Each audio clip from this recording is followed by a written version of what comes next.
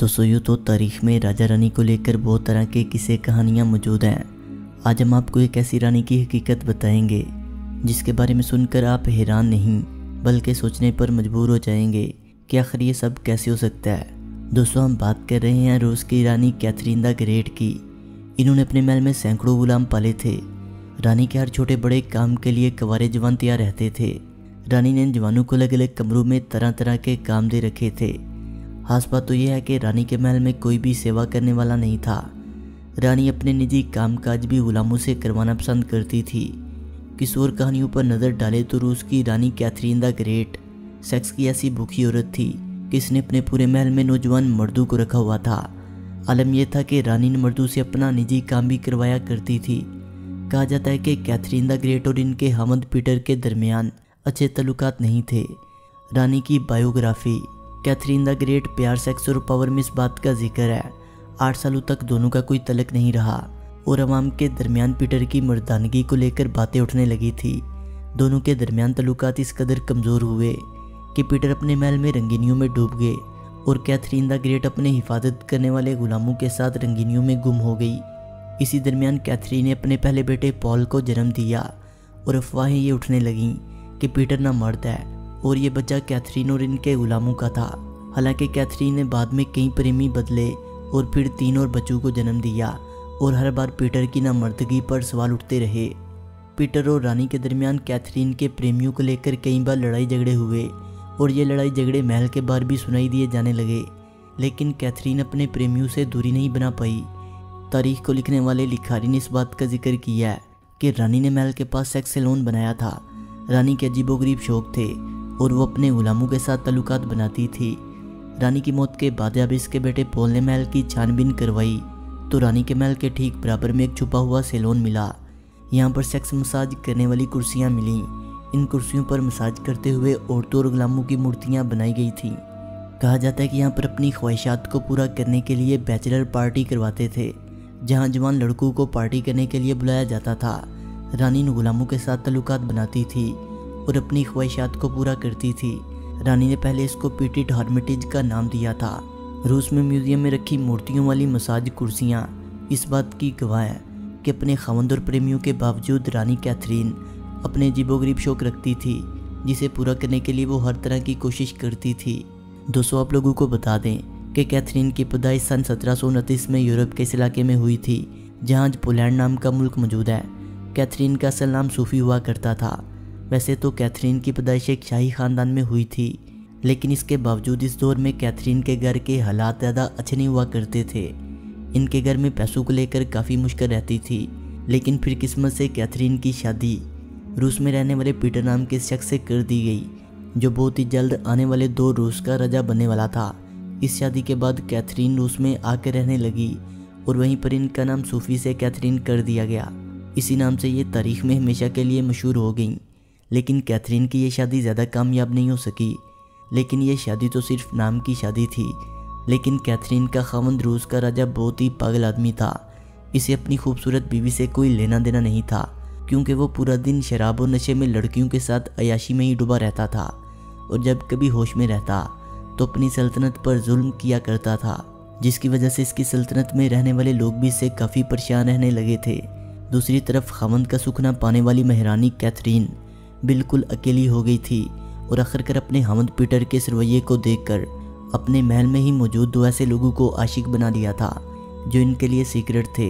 इन दोनों के साथ महारानी अपना ज़्यादा वक्त गुजारा करती थी और आखिरकार 1762 में कैथरीन ने अपने इन दोनों आशिकों की मदद से अपने ही खामद पीटर के खिलाफ बगावत खड़ी कर दी और देखते ही देखते रूस का तख्ता पलटकर पीटर को गद्दी से उतारने के बाद इसे जेल भेज दिया।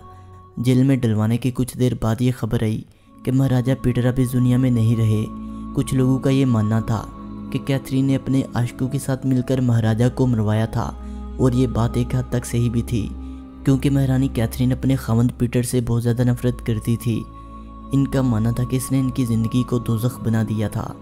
खैर पीटर की मौत के बाद कैथरीन को रूस की गद्दी तक पहुँचा दिया गया और 762 में रूस की सल्तनत की गद्दी पर बैठते ही कैथरीन ने रूस को बड़ी तेज़ी के साथ बदलना शुरू कर दिया। क्योंकि कैथरीन खुद भी यूरोप से ताल्लुकात रखा करती थी, इसीलिए इसने रूस में यूरोप के रूल्स को लागू कर दिया। ताकि रूस भी यूरोप की तरह एक ताकतवर मुल्क बनकर उभरे। इसके तहत इन्होंने नए नए कानून बनाए और पुराने कानून जो बनाए थे वो सारे ख़त्म कर दिए। इसके बाद रूस की सल्तनत में एक ज़बरदस्त तरक्की आई, जिसकी वजह से वहाँ की आवाम कैथरीन को कैथरीन द ग्रेट कहकर पुकारने लगी और ये नाम आज तक तमाम मुल्कों में जाने जाने लगा। कैथरीन ने अपने मुल्क की फ़ौज में ऐसे बदलाव किए जिसकी वजह से रूस की फ़ौज और भी ज़्यादा मजबूत हो गई। लेकिन दोस्तों, कैथरीन ने अपनी हुकूमत का ज़्यादा से ज़्यादा दौर जो है वो अय्याशी करते हुए गुजारा था। कैथरीन हर दिन अपने नए आशिक बनाती और इनके ऊपर बेशुमार पैसा लुटाती। यही नहीं बल्कि इनको अपनी सल्तनत में ज़मीन जायदाद और नौकरी भी देती। और यहाँ तक कि कैथरीन ने अपने सबसे ज़्यादा चहीते आशिक को पोलैंड का वज़ीर तक बना दिया था। दोस्तों, इनके महल में मौजूद चीज़ों को देखकर आज भी कोई भी इंसान अच्छी तरह से अंदाज़ा लगा सकता है कि आखिर रूस की रानी कितनी बुरी तरह से अय्याशी की लत में पड़ चुकी थी। कैथरीन के सबसे मशहूर आशिकों से एक आशिक वो था जो इस वक्त रूस की फ़ौज का बहुत बड़ा कमांडर हुआ करता था। ये कमांडर कैथरीन के साथ गद्दी पर बैठने के बाद इनके राब्ते में आया और फिर हमेशा के लिए इनका करीबी आशिक बन गया। ये फ़ौजी कमांडर दिन ब दिन कैथरीन के इतना करीब हो गया कि कैथरीन आने वाली रात किसके साथ सोएगी ये तय करना भी इसी फ़ौजी कमांडर की जिम्मेदारी थी। इसके अलावा कैथरीन की एक मशहूर गुलाम ऐसी भी हुआ करती थी जिसका काम ये था कि जो मर्द कैथरीन के साथ रात गुजारने वाला है, पहले वो गुलाम इसके साथ रात गुजारे। अगर वो मर्द इस गुलाम को खुश कर देता तब जाकर गुलाम इसे पास करता था। इसके बाद इन मर्दों को रानी कैथरीन के साथ रात गुजारने का मौका मिलता था और जो मर्द इस गुलाम औरत को खुश करने में नाकाम रहते थे इन्हें महल से बाहर भेज दिया जाता था। दोस्तों, कैथरीन की इस गुलाम औरत को तारीख में लेडी इन वेटिंग के नाम से भी जाना जाता है। महारानी कैथरीन से मुतल्लिक एक बात यह भी है कि एक दफ़ा इसने अपनी इस गुलाम औरत को अपने एक आशिक के साथ रंगरलियाँ मनाते हुए देख लिया था, तो तब कैथरीन ने इस पर तरस न खाते हुए ये हुक्म दिया था कि इसे ज़िंदा जला दिया जाए। दोस्तों, महारानी की तारीख अय्याशी का ख़तरनाक खेल इसकी मौत तक चलता रहा। बूढ़े हो जाने के बाद महारानी अपने से 30 या 40 साल कम उम्र मर्दों के साथ ताल्लुकात बनाती थी। इनको मर्दों के साथ वक्त गुजारना बहुत पसंद था। वो हमेशा अय्याशी में ही डूबी रहती थी। मर्द तो मर्द, तारीखदान तो महारानी कैथरीन का रिश्ता जानवरों के साथ भी जोड़ते हैं। महारानी के हाथों से कोई भी जानवर नहीं बचता था जिसके साथ वो अपनी हवस ना बुझाती हो। दोस्तों, आप इस बात से अंदाज़ा लगा सकते हैं कि महारानी कैथरीन किस हद तक अय्याशी के नशे में डूबी रहती थी। सोचिए, इन्होंने अपनी हवस के आगे जानवरों तक को नहीं छोड़ा। माना जाता है कि इन जानवरों में से एक इनका घोड़ा भी था जो कि इनके काफ़ी करीब था। वो जब भी दुखी या परेशान होती थी तो वो अपने घोड़े के साथ वक्त गुजारती थी। इनके इस घोड़े के साथ जिस्मानी रिश्ते भी थे। अगर आप इस बात को सुनकर हैरान रह गए हैं तो आप आगे की बात सुनकर और भी हैरान होने वाले हैं। महारानी कैथरीन की मौत को लेकर तारीखदान अलग अलग राय रखते हैं। कुछ का कहना है कि रानी की मौत टॉयलेट सीट पर बैठे हुए हार्ट अटैक की वजह से हुई, लेकिन कुछ तारीखदान कहते हैं कि रानी घोड़े के साथ अपने गलत ताल्लुकात बनाते हुए मारी गई। तो दोस्तों, महारानी कैथरीन को लेकर आपकी क्या राय है, हमें कमेंट सेक्शन में ज़रूर बताइएगा। दोस्तों, वीडियो अच्छी लगने की सूरत में से लाइक करें, कमेंट करें और अपने दोस्तों से शेयर करें। और जिन्होंने अभी तक हमारे चैनल फैक्ट्स विद शानी को सब्सक्राइब नहीं किया वो इसे सब्सक्राइब करते हुए बेल आइकन पर क्लिक करके ऑल नोटिफिकेशन को इनेबल कर लें। मिलते हैं एक नई वीडियो के साथ, तब तक के लिए खुदा हाफिज़।